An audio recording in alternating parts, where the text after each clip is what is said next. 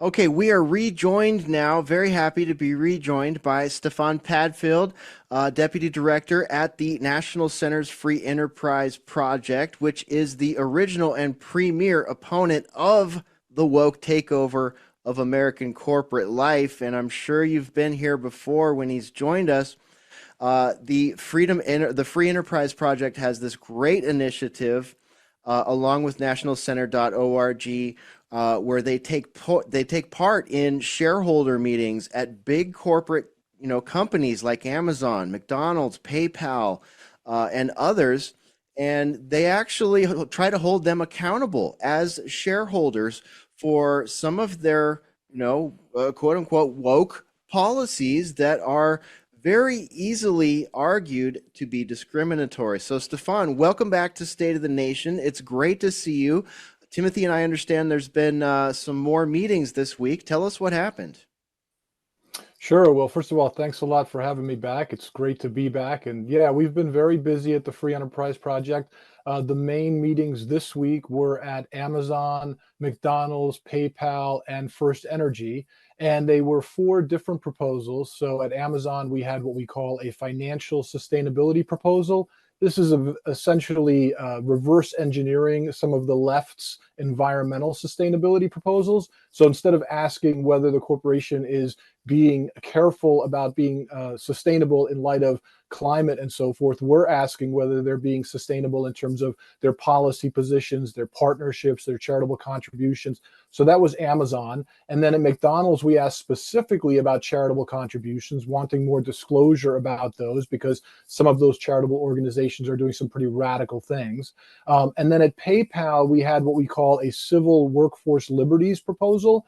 And it's not directly focused on DEI in terms of the employee directly, but it's looking more broadly at what the corporation is doing in terms of, for example, having diversity requirements for suppliers and other sorts of initiatives, and then how that reflects back on the employees, right? So do the employees feel like they're working for a company that discriminates? Do they feel like they can't speak freely, right? And so that was essentially the proposal there, was to get a report and potentially a committee. And then finally, First Energy, we're asking them to look at their carbon emission commitments, right? Because a lot of these corporations, including First Energy, have made a bunch of commitments about net zero and reducing greenhouse gas emissions. And, everybody's been all on board with that. And yet it seems like there's been a lot of flawed assumptions and a lot of important questions that haven't been asked. So, for example, you hear a lot about stranded assets, right? So the left was very well known for saying, oh, if you invest in oil and gas,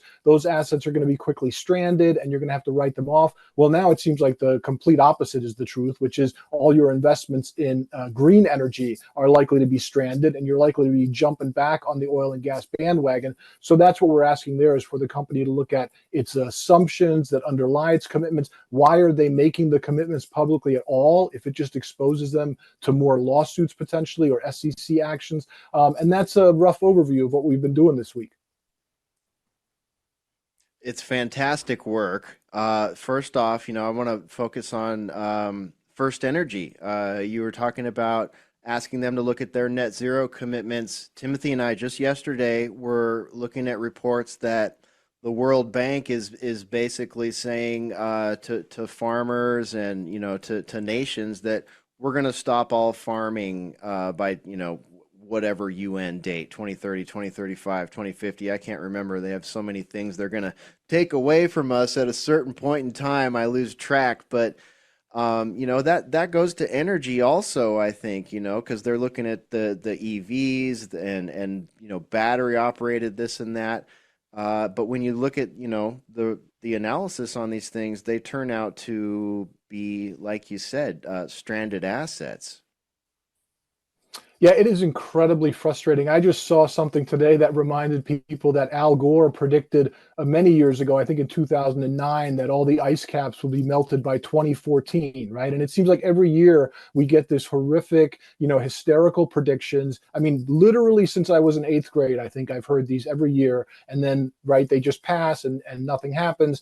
And so you really have to scratch your head. I mean, we often use the term utopian, but this seems to be just at its core utopian, these commitments. Oh, we'll just get rid of gas and oil, and we'll make everything run on gas, and I mean on wind and solar. And you sort of raise your hand and say, that's completely impossible, and we don't have anything to suggest we're going to figure that out in the next couple of years. And they just are like, we're going to do it anyway. And then all of a sudden they wonder, when the crisis comes up, like with Russia and Ukraine, and all of a sudden they need more oil, and now they're scrambling, and it just is just a shell game that falls apart very quickly. And fortunately, I think we're seeing more and more of people waking up to just the reality of how insane some of these commitments are, and certainly were. And so that's precisely what we're doing. We've got a couple of places where we've got a proposal like this. And, again, one of the things that happens here that I think is particularly interesting is looking at the large asset managers and the proxy advisors who basically run the shareholder voting game, right? And so they were constantly talking about, like, oh, we're all about disclosure. No, we're not left leaning. And, we just think it's a good thing to get the exposure. And then as soon as we come along with essentially the identical proposal, but just coming from a right of center perspective, all of a sudden it's crickets. Nobody's voting for it, right? What suddenly happened? These are completely reasonable and important questions about how exactly you're going to manage these commitments, why you're making these commitments. Did you actually bother to get the assumptions really tested? And yet somehow we get no support all of a sudden, when for years, right, anytime a left-leaning proponent brings up a proposal asking for a company to, file voluminous reports on their commitments to climate change, and addressing that, they get all the support in the world. So that is another angle here that we get to expose by bringing these proposals to the table. And that's why this is such an amazing initiative that the Free Enterprise Project is working on. It's absolutely fascinating to hear these stories from the inside, from within, these boardroom meetings. I mean, most, 99.9% of Americans have no idea what's going on in there, but you guys have figured this out. You guys have figured out how to get in there and ask the analytical questions. It's absolutely amazing work. Hold the line, Stefan. We've got an inbound headline here, and when we come back, we'll pick up right here on State of the Nation at today's News Talk, TNT.